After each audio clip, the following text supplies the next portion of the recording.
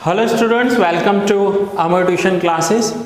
आज हम अकाउंट्स में न्यू चैप्टर स्टार्ट करने जा रहे हैं और वो चैप्टर है कैपिटल बजटिंग।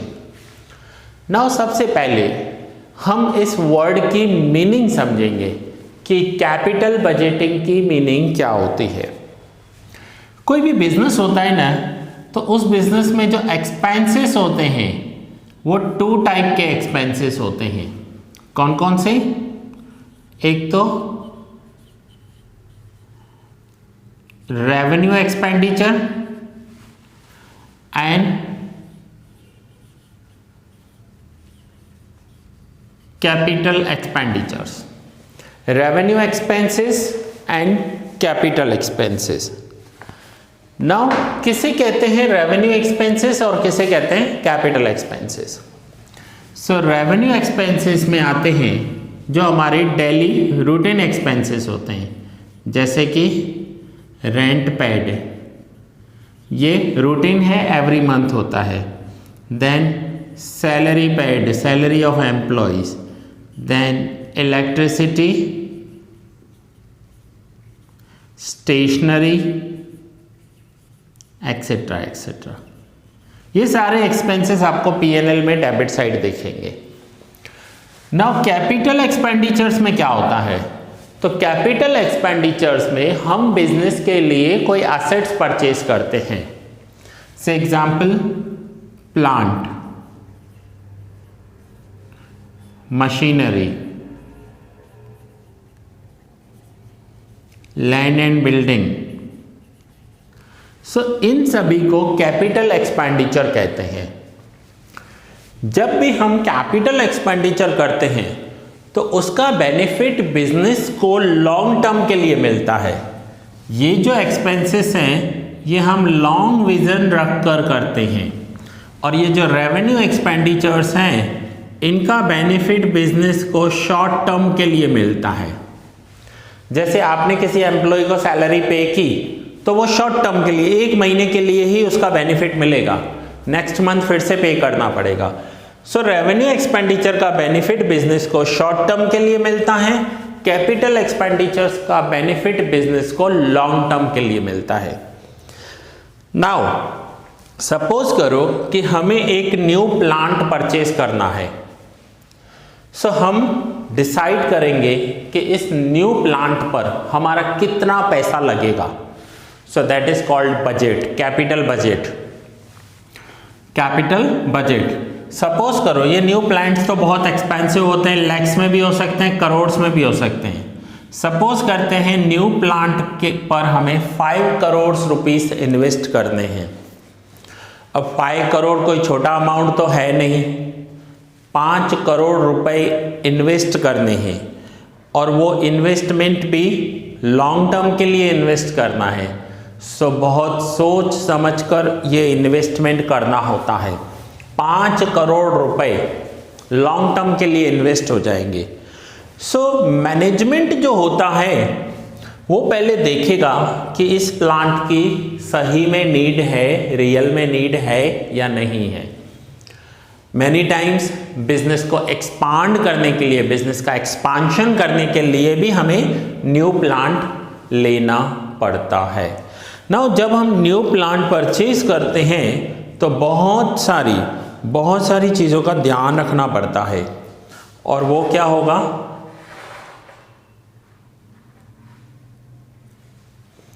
तो वहाँ पर हमें ये देखना होगा कि जब हम ये न्यू प्लांट परचेज करेंगे तो उस न्यू प्लांट में से हमें क्या क्या बेनिफिट होंगे, उन सभी को ध्यान में रखकर हमें न्यू प्लांट में पैसा इन्वेस्ट करना होता है।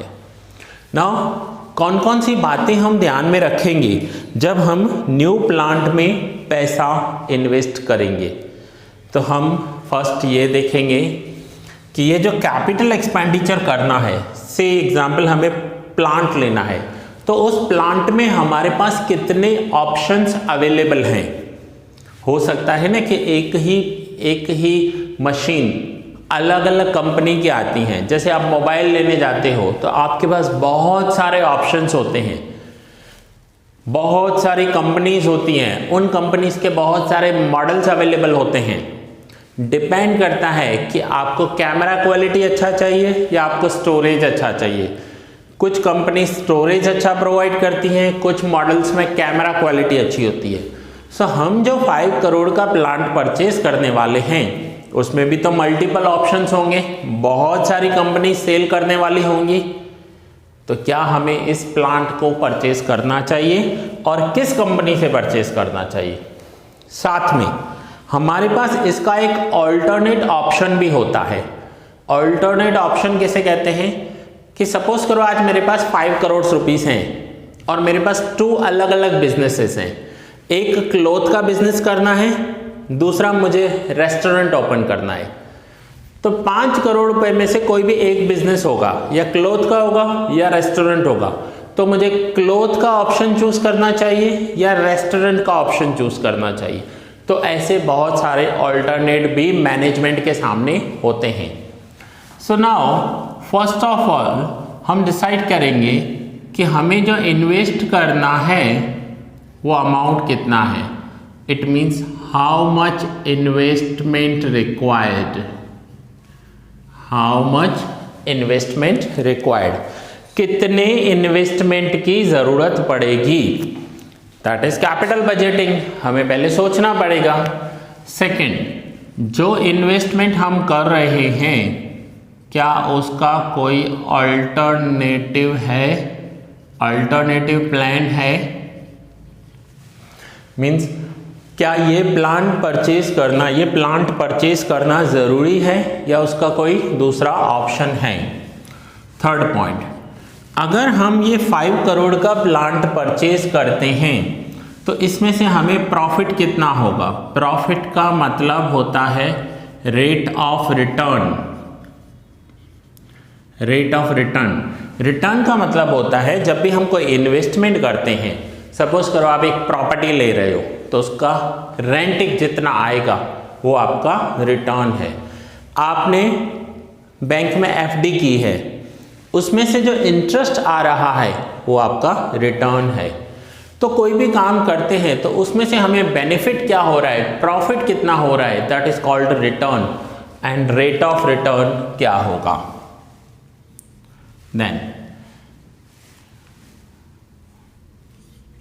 Cash flow in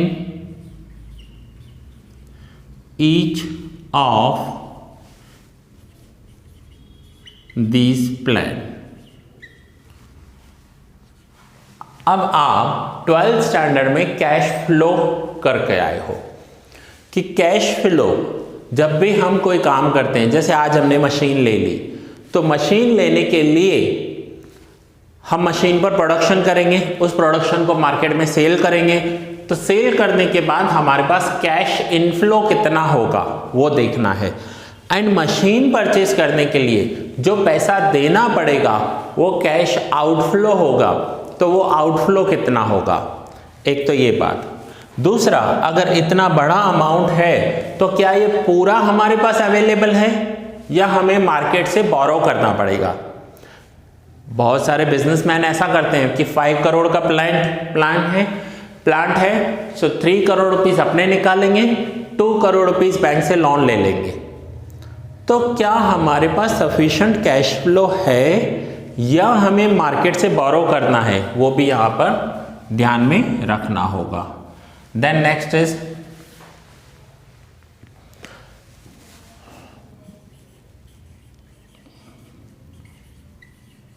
what part of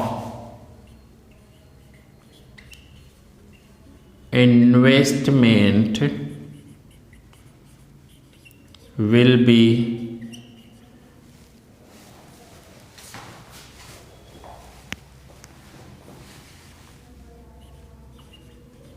recovered and when। हम ये जो 5 करोड़ रुपीस इन्वेस्ट कर रहे हैं उस इन्वेस्टमेंट का कितना पार्ट रिकवर होगा और कब तक रिकवर होगा।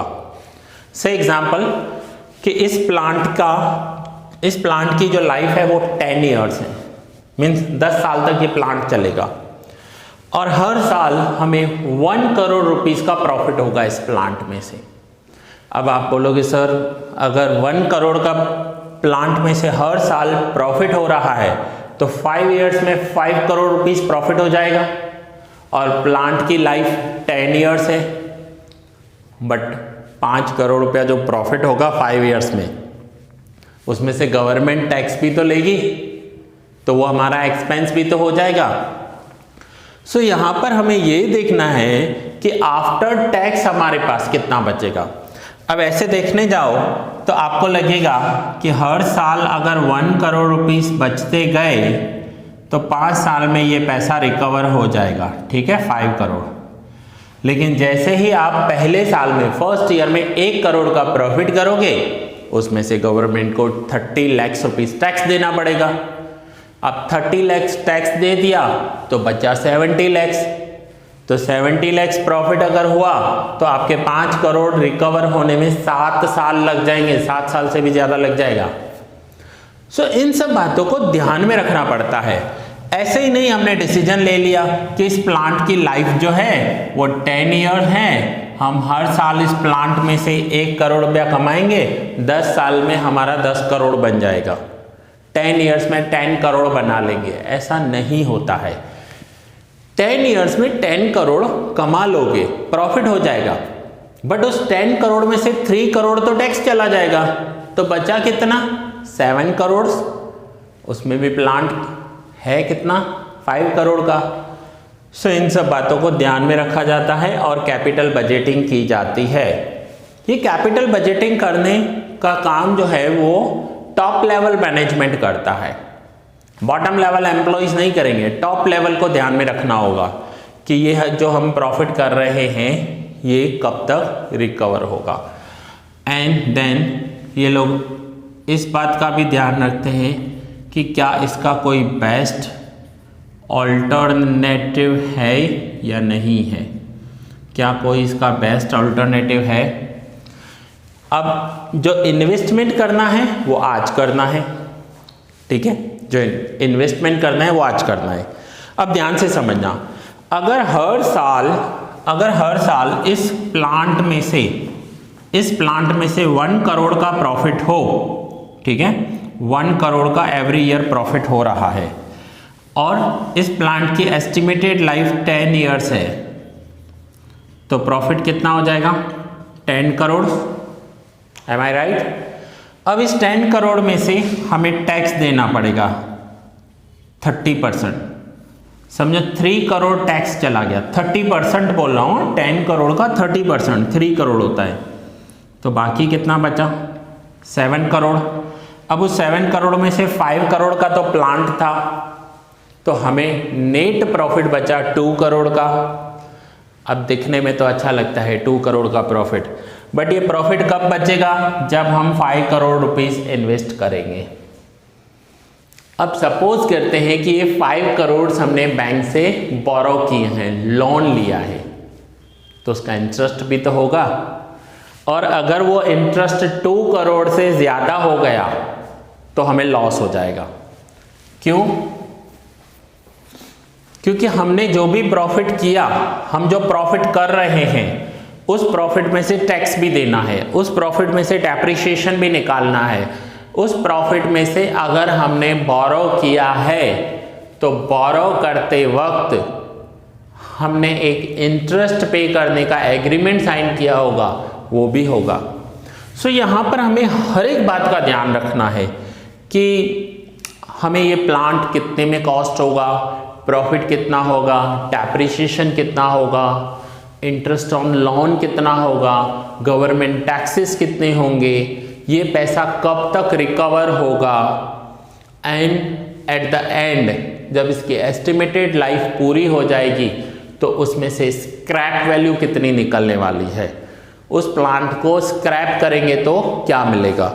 सो इन सब बातों को ध्यान में रखकर डिसाइड किया जाता है कि ये प्लांट लेना चाहिए या नहीं लेना चाहिए, और ये सब काम करने का मतलब है कैपिटल बजटिंग करना। सो इस चैप्टर में हम कैपिटल बजटिंग सीखने वाले हैं। इस चैप्टर में हम कैपिटल बजटिंग सीखने वाले हैं कि कैपिटल बजटिंग कैसे होती है। दूसरा, जब मैं आपको सम करवाऊंगा तो मेरे पास अभी तक का ये अवेलेबल बुक है जो मार्केट में लेटेस्ट अवेलेबल है, मैं इसमें से आपको करवाऊंगा, तो मैं रिक्वेस्ट करूंगा कि आप ये बुक अपने साथ रखो।